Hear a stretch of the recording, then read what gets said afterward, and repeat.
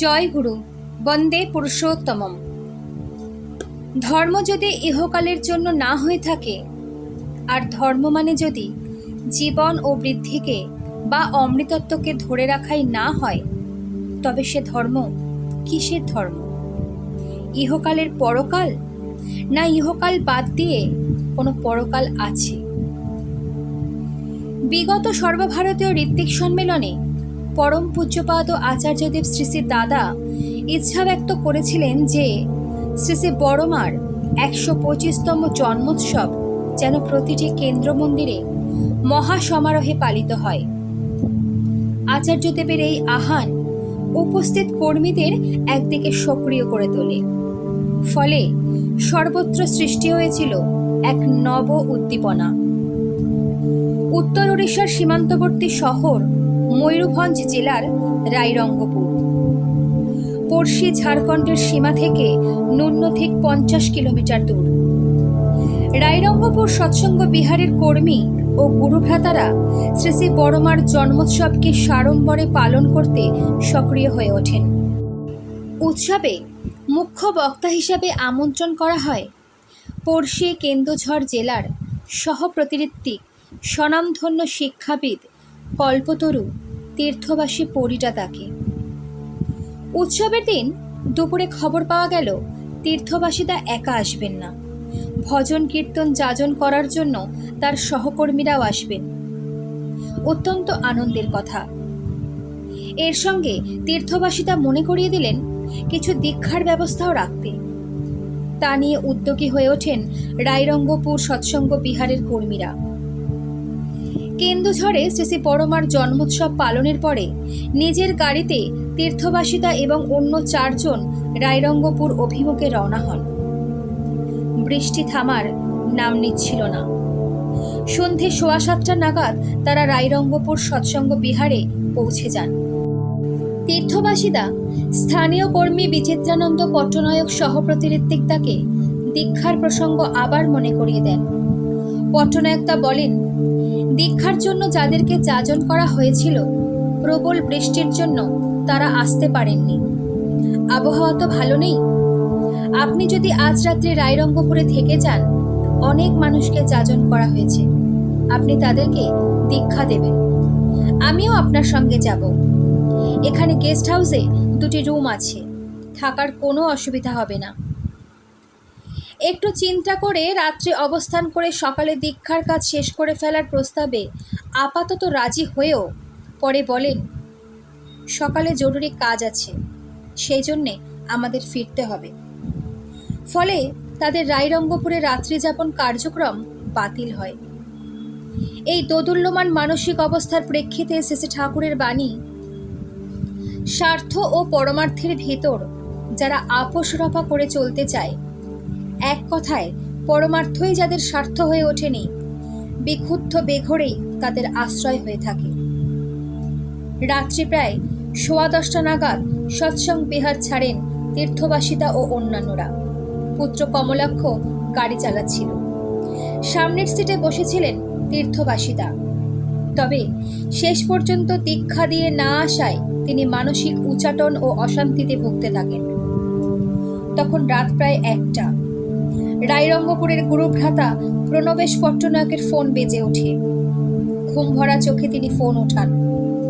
ওপাশ থেকে শোনা যায় কমলাক্ষ ভাইয়ের করুণ কণ্ঠস্বর। অতি আকুলতার সঙ্গে তিনি জিজ্ঞাসা করেন, কে বলছেন? প্রণবেশদা বলেন, আমি প্রণবেশ বলছি। কমলাক্ষ ভাই বলে, গাড়ি একটা গাছে ধাক্কা লেগেছে। 108 অ্যাম্বুলেন্সকে ফোন করেন। বোধহয় আমি ছাড়া গাড়িতে আর কেউ জীবিত নেই। এটুকু কথার পরে ফোন কেটে যায়। নিমেষে এই দুঃসংবাদ প্রচারিত হয়ে যায়। কিছু সময়ের ভিতরে দুর্ঘটনাস্থল সরধাপুরে অ্যাম্বুলেন্স সহ তীর্থবাসীদার আত্মীয় এবং গুরুভ্রাতারা উপস্থিত হন। কেন্দুঝড় থেকে 8 থেকে 9 কিলোমিটার দূরে একটি গাছের সঙ্গে গাড়িটির ধাক্কা লেগেছিল। হাসপাতালে আনার পরে জানা যায় যে ঘটনাস্থলেই তীর্থবাসীদা, প্রশান্তদা, রাজেশ্বরদা ও চৈতন্যদা প্রাণ হারিয়েছেন। সৌভাগ্যবশত কমলাক্ষ ভাই জীবিত থাকেন। গুরুতরভাবে আহত হয়েছেন, পায়ে প্রচণ্ড আঘাত লেগেছে। এই ঘটনা সমগ্র ওড়িশা সৎসঙ্গ পরিসরে শোকের ছায়া নিয়ে আসে। সবার মনে অনেক প্রশ্ন।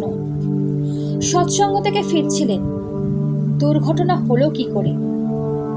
গাড়ির গতি কি বেশি ছিল? চালক কি ঝিমিয়ে পড়েছিল?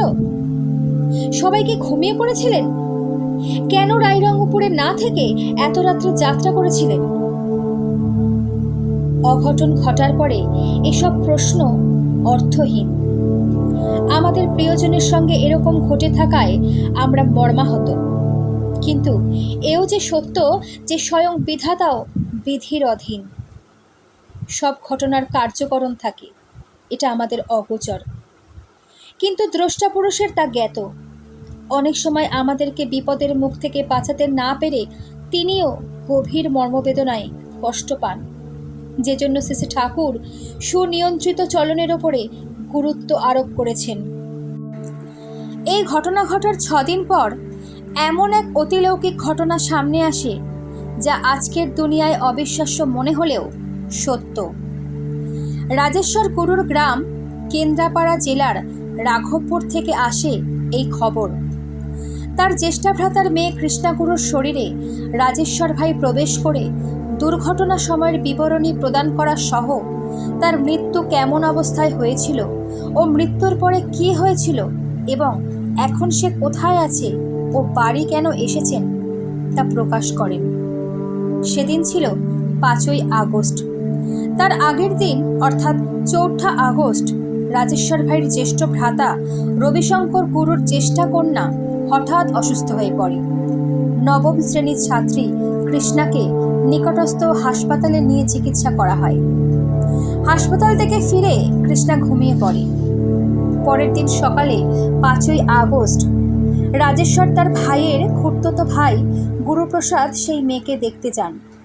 কৃষ্ণা খাটে ঘুমিয়েছিল, পাশে বসেছিলেন রাজেশ্বরের মা। এই সময় মেয়ের বাবা রাজেশ্বরের জ্যেষ্ঠ ভ্রাতা স্নান করে আসেন। ঘরের দুঃখপূর্ণ পরিবেশকে হালকা করার জন্যে গুরুপ্রসাদ ভাই হাতে তালি দিয়ে শ্রী ঠাকুরের একটি ভজন গাইতে থাকেন। খাটে তাল দিয়ে গেয়ে চলেন। এই সময় চোখ খুলে তাকায় কৃষ্ণা। গানে মুগ্ধ হয়ে যাওয়ার মতো অনুভব হয়। রবিশঙ্কর জিজ্ঞাসা করেন, কি দেখছিস? গানের সঙ্গে বাজাবি? কৃষ্ণা কাল বিলম্ব না করে উত্তর দেয়, হ্যাঁ, আমি বাজাবো। রবিশঙ্কর বলেন, তোকে একটা নাল এনে দেব, তুই বাজাবি? এবারও হ্যাঁ বলে কৃষ্ণা। এবার গান বন্ধ করে গুরুপ্রসাদ কৃষ্ণাকে জিজ্ঞাসা করেন, তুই কি নাল বাজানো শিখেছিস? তার প্রশ্নে নিরুত্তর থাকে সে। এই স্বল্প বার্তালাপের পরে কথা থেমে যায়। কৃষ্ণা ঘুমিয়ে পড়ে। হঠাৎ গুরুপ্রসাদ আবিষ্কার করেন যে কৃষ্ণা পায়ের ওপরে পা রেখে ঘুমোচ্ছে। গুরুপ্রসাদ আশ্চর্য হন, কৃষ্ণা তো এভাবে ঘুমায় না। তিনি রাজেশ্বরের মাকে জিজ্ঞাসা করেন, জেঠিমা, কৃষ্ণা কি এমন পায়ের ওপর পা রেখে ঘুমায়? তিনি বলেন, না, মেয়ে তো এভাবে ঘুমায় না। গুরুপ্রসাদের মনে পড়ে রাজেশ্বরের এইভাবে পায়ের ওপর পা রেখে ঘুমানো। এইসব ঘটনাক্রম গুরুপ্রসাদের মনে সন্দেহ জাগায়। কৃষ্ণার শরীরে রাজেশ্বর ভর করেনি তো? এরপরে তিনি জিজ্ঞাসা করেন, বিপিনদা, রাজেশ্বরের ডাক নাম, আমরা ননা ব্রাহ্মণের দোকানে যাব। কৃষ্ণা সঙ্গে সঙ্গে উত্তর দেয়, যাব যে, এখানে ননার দোকান কোথা থেকে আসবে? ননার দোকান তো ভুবনেশ্বরে। এরপরে গুরুপ্রসাদের দিকে কৃষ্ণা ঘুরে তাকায় আর জিজ্ঞাসা করে, আমার মোবাইলটা কোথায়? গুরুপ্রসাদ উত্তর দেন, তোমার ব্যাগে থাকবে। ব্যাগটা কোথায় আছে? কৃষ্ণা বলে, ব্যাগটা রুমে আছে। কোথায়? ভুবনেশ্বরের রুমে? জিজ্ঞাসা করেন গুরুপ্রসাদ। না, কেন্দুঝড়ে আছে বলে জবাব দেয় কৃষ্ণা। গুরুপ্রসাদ এক প্রকার নিশ্চিত হয়ে যান যে কৃষ্ণার ভিতরে রাজেশ্বর প্রবেশ করেছেন।